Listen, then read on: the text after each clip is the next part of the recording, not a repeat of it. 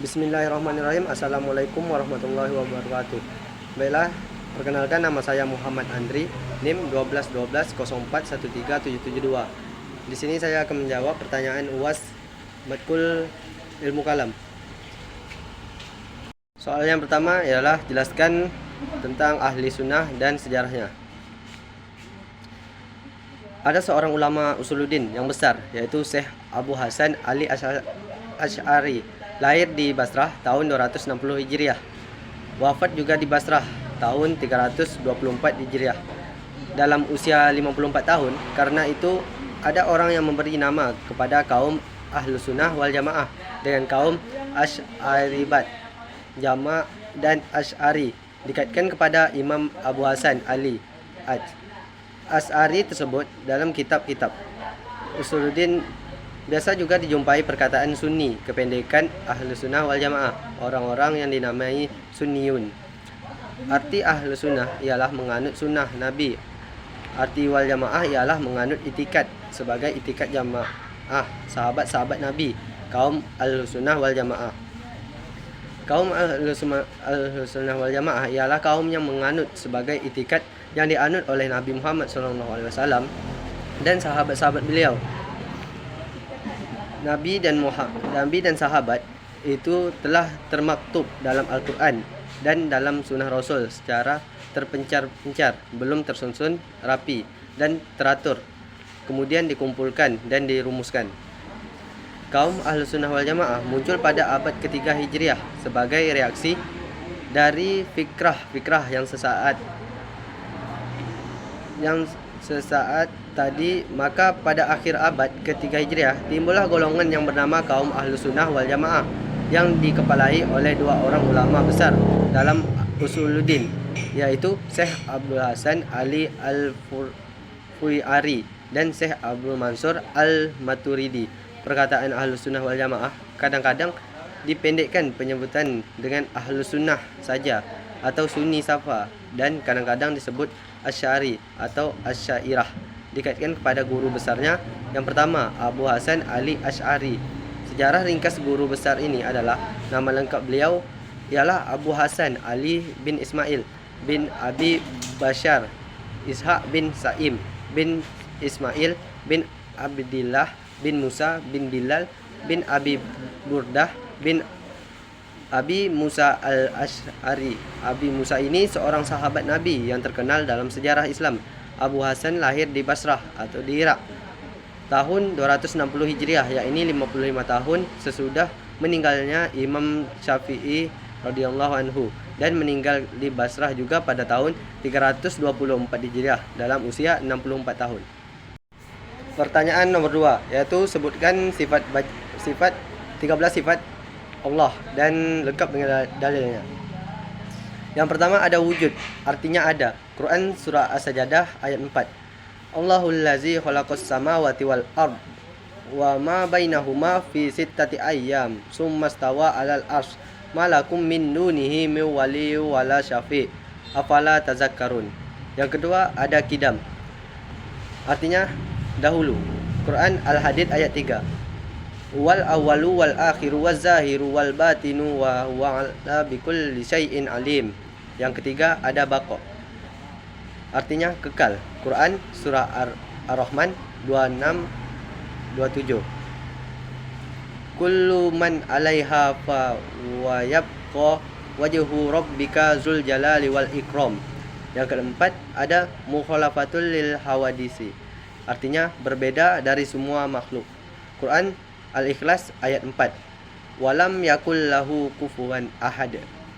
Yang kelima ada qiyamuhu binafsihi, dengan arti berdiri sendiri. Quran surah Al-Isra ayat 111. Wa qulil hamdulillahillazi lam yatazakkis waladaw wa lam yakul lahu syarikun fil mulki wa lam yakul lahu waliyyum minaz zulli wa kabiruhu takbira. Yang keenam ada wahdaniyah, artinya esa. Quran Al-Ikhlas ayat 1. Qul huwallahu ahad. Yang ketujuh ada kudrat, artinya maha kuasa. Quran surah Al-Baqarah ayat 20. yakadul barku yakhtafu absarahum kullama adaa lahum masaw fih wa iza azlama alaihim qamu walau sya'allahu la zahaba bisam'ihim wa absarihim innallaha ala kulli syai'in qadir. Yang kedelapan ada iradat, artinya berkehendak. Quran surah Yasin ayat 82. Innama amruhu iza arada syai'an ayyakula lahu kun fayakun. Yang kesembilan ada ilmun, adalah mengetahui atas segala sesuatu. Quran surah Qaf ayat 16. Walaqad khalaqna insana wala lamu ma tuwassifu bihi nafsu wa nahnu aqrabu ilaihi min hablil warid. Yang ke-10 ada hayat maha, hidup atau kekal. Quran surah Al-Furqan ayat 58. Wa tawakkal 'alal hayyil ladzi la yamutu wal sabi bihamdih wa kafa bihi bizunubi ibadihi khabir. Yang ke-11 ada sam'un, artinya maha mendengar. Quran surah Al-Maidah ayat 76. Qul atabuduna min dunillahi ma la yamliku lakum darraw wala nafa walahu huwas samiul alim. Yang ke-12 ada basar, artinya maha melihat. Quran surah Al-Hujurat ayat 18. Innallaha ya'lamu ghaibas samawati wal ard walahul basirum bima ta'malun. Yang ke-13 ada kalam, artinya berfirman. Quran surah Al-A'raf ayat 143. Walamma ja'a Musa limiqatina la wa kallamahu rabbahu qala rabbi arini azur ilaik. Soal nomor 3.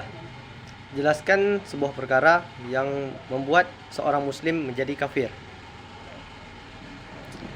Umat Islam wajib mempelajari hal-hal yang dapat menyebabkan kekafiran. Allah Ta'ala mengingatkan kita tentang bahwa balasan atas kekafiran sebagai firman-Nya, barang siapa yang kafir maka dia sendirilah yang menanggung akibat kekafirannya itu, dan barang siapa yang beramal saleh maka untuk diri mereka sendirilah mereka menyiapkan tempat yang menyenangkan. Quran surah Ar-Rum ayat 44.